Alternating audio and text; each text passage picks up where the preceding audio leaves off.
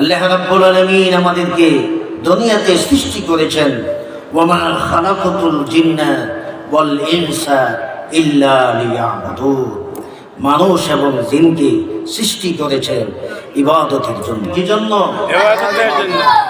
বন্দেগি গুন বন্দেগি গুন বন্দেগি বেবন্দেগি জিন্দেগি সারা বিন্দেগি, বেবন্দেগি জিন্দেগি সারা বিন্দেগি। ইবাদত করো, ইবাদত করো, এ আল্লাহর বান্দা, আল্লাহর ইবাদত করো, আল্লাহর ইবাদত করো। ইবাদত বিহীন জিন্দেগি লাঞ্ছনার জিন্দেগি, বঞ্চনার জিন্দেগি, বেইজ্জতের জিন্দেগি।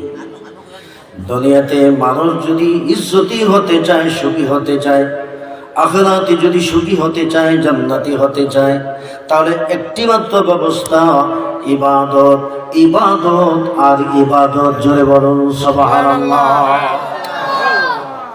মৃত্যুর পরে আমরা সবাই জান্নাতে যাইতে চাই কি চাই?